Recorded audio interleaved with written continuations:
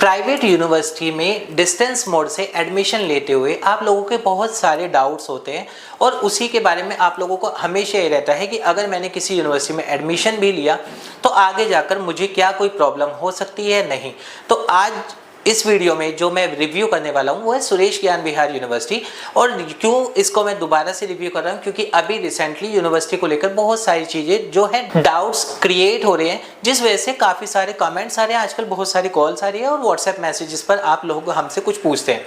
तो दोस्तों, सुरेश ज्ञान विहार यूनिवर्सिटी जयपुर राजस्थान की एक नॉन यूनिवर्सिटी है और जो कि डिस्टेंस मोड से 2020 से अपने डिस्टेंस में कोर्सेज करवाती है। अब यहाँ पर प्रॉब्लम क्या आ रही है कि अभी यूनिवर्सिटी को लेकर एक आया था कि ऑनलाइन मोड पर यूनिवर्सिटी कोई भी कोर्स करवाती है तो वो आगे जाकर मान्य नहीं होगा। ऐसा यूजीसी और डिस्टेंस एजुकेशन ब्यूरो ने एक नोटिफिकेशन में बताया गया था। अब जो लोग डिस्टेंस मोड से भी इस यूनिवर्सिटी से कोर्स कर रहे हैं तो उन लोगों को भी यही डाउट है कि क्या मेरी जो डिग्री है जो मैंने की है क्या वो वैलिड रहेगी आगे या नहीं। तो आज मैं सुरेश ज्ञान विहार यूनिवर्सिटी के ऊपर आपको वही सब चीज़ें क्लियर करने वाला हूँ। वैसे तो मैंने अभी लास्ट मंथ भी एक वीडियो बनाई थी जिसमें मैंने वो ऑनलाइन वाला जो था वो पूरा का पूरा एक्सप्लेन किया था। आप चाहें तो उस वीडियो को जाकर देख सकते हैं, जिससे कि आपके ऑनलाइन और डिस्टेंस में क्या अंतर होता है, या फिर यूनिवर्सिटी में अगर आपने डिस्टेंस मोड से कर रहे हैं तो वो आपको वैलिड रहेगा नहीं, वो डाउट्स आपके क्लियर हो जाएंगे। बात करते हैं यूनिवर्सिटी से 2024 जुलाई सेशन के लिए एडमिशन ओपन है या नहीं। तो जुलाई 2024 में यूनिवर्सिटी के एडमिशन ऑलरेडी ओपन है। आप अगर चाहें तो यूनिवर्सिटी से डिस्टेंस मोड में एडमिशन ले सकते हैं। अब यूनिवर्सिटी से ऐसे कौन कौन से कोर्सेज हैं जिसमें मैं जुलाई 2024 में एडमिशन ले सकता हूं। तो इसमें आप बीए में एडमिशन ले सकते हैं, बीए के साथ बीकॉम आप कर सकते हैं, बीबीए आप कर सकते हैं, बीजे एमसी आप कर सकते हैं। ये तो है ग्रेजुएशन वाले कोर्सेज। अब क्या मास्टर डिग्री में भी कोई कोर्सेज है तो इसमें एमए हिस्ट्री और एमकॉम, ये दो कोर्सेज आप आराम से इसमें डिस्टेंस मोड पर कर सकते हैं। बात करते हैं ये कि अब इन यूनिवर्सिटी से अगर आप जैसे कि एडमिशन ले लेते हैं तो मेरे पास हमेशा दो ऑप्शन होते हैं। एक तो है कि मैं यूनिवर्सिटी में डायरेक्ट एडमिशन ले लेता हूं, जो कि वहां पर वेबसाइट पर जाकर ऑफिशियली वेबसाइट जो है सुरेश ज्ञान विहार यूनिवर्सिटी की, वहां पर चैट में आपको एक चैट करते हैं, आपको डिटेल्स बेसिक देनी होती है, एप्लीकेशन आप ऑनलाइन करते हैं, यूनिवर्सिटी के अकाउंट में पेमेंट करते हैं, विद इन 3 डेज आपको एक SID मिल जाती है। SID मतलब स्टूडेंट ID, और स्टूडेंट ID पे आप लॉग इन करते हैं। लॉग इन करके आपको प्रॉपर एक डैशबोर्ड मिल जाता है जिसमें कि आपका आई कार्ड होता है, आपकी बुक्स होती है और भी बेसिक प्रोफाइल इंफॉर्मेशन आपकी उसमें रहती है। सुरेश ज्ञान विहार यूनिवर्सिटी को अगर हम डिस्टेंस एजुकेशन ब्यूरो के अप्रूवल की बात करें तो 2026 तक इसको ये अप्रूवल मिला हुआ है। यानी कि अगर आप आज की डेट में भी बीए, बीकॉम या बीबीए जो भी कोर्सेज इसमें हैं उसमें अगर आप एडमिशन लेते हैं तो हाँ, वो आपका जेन्युइन रहने वाला है और उसको गवर्नमेंट वैकेंसी हो या प्राइवेट वैकेंसी हो, हर जगह पर उसको अप्रूवल माना जाएगा और आपकी वो डिग्री वैलिड होगी। अब बात करते हैं सुरेश ज्ञान विहार यूनिवर्सिटी में आपको प्रॉब्लम क्या आ सकती है।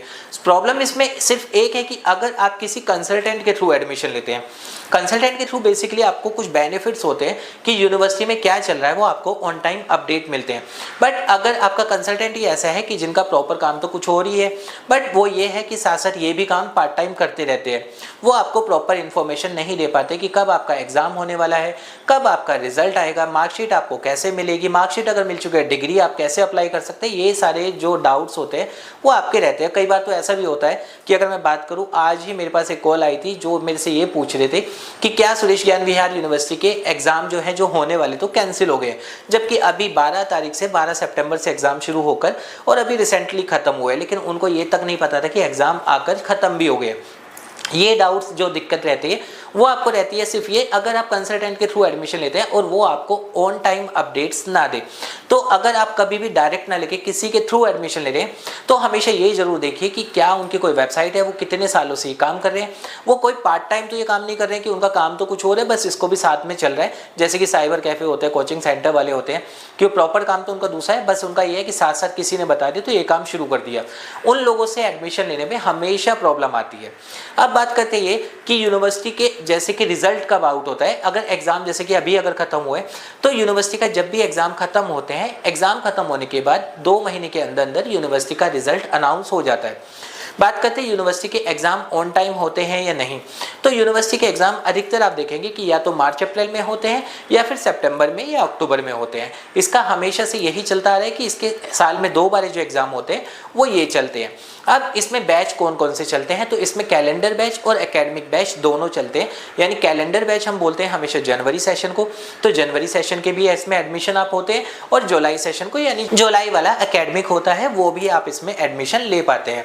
अभी अगर हम बात करें तो डिस्टेंस एजुकेशन ब्यूरो ने एक कंपल्सेशन लगा दिया है कि कोई भी यूनिवर्सिटी जो डिस्टेंस मोड पे अगर एडमिशन देती है तो उनको स्टूडेंट की DEB ID लेना भी जरूरी है। वो आपके लिए बहुत बेनिफिशियल चीज़ है, क्योंकि उसमें क्या है कि यूनिवर्सिटी के साथ साथ DEB पर भी आपका अपडेट होगा, इवन डिजी लॉकर पर भी आपकी वो चीज़ें अपडेट हो जाएंगी।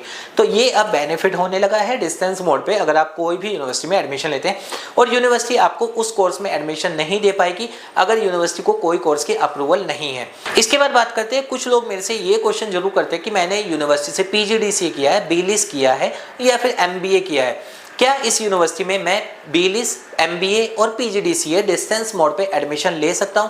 तो यूनिवर्सिटी को MBA, BLIS और PGDCA तीनों के लिए ही कोई अप्रूवल नहीं है। यानी कि अगर आप यूनिवर्सिटी से ये कोर्स और कोई आपको बोल रहा है डिस्टेंस मोड में हम आपका एडमिशन करवा देंगे जुलाई 2024 में, तो वो आप बिल्कुल भी मत लीजिए, क्योंकि यूनिवर्सिटी को इन तीनों के लिए ही कोई अप्रूवल नहीं है। ये तीनों ही कोर्स यूनिवर्सिटी से आप डायरेक्ट जाकर कर सकते हैं, यानी कि रेगुलर मोड में आप कर सकते हैं। यूनिवर्सिटी को अप्रूवल UGC के साथ डिस्टेंस एजुकेशन ब्यूरो का अप्रूवल है, और इसके साथ साथ NAC का इसको A ग्रेड अभी तक बोल रहे हैं कि अभी तक इसका जो है हम NAC की ऑफिशियल वेबसाइट पे जाते हैं तो A ग्रेड मिलता है। हालांकि यूनिवर्सिटी अब बोल रही है कि उनको A+B ग्रेड मिल चुका है, बट जब तक वो यूनिवर्सिटी की वेबसाइट पर अपडेट नहीं होगा जो कि NAC पे भी शो होना चाहिए, तब तक हम उसको मान नहीं सकते।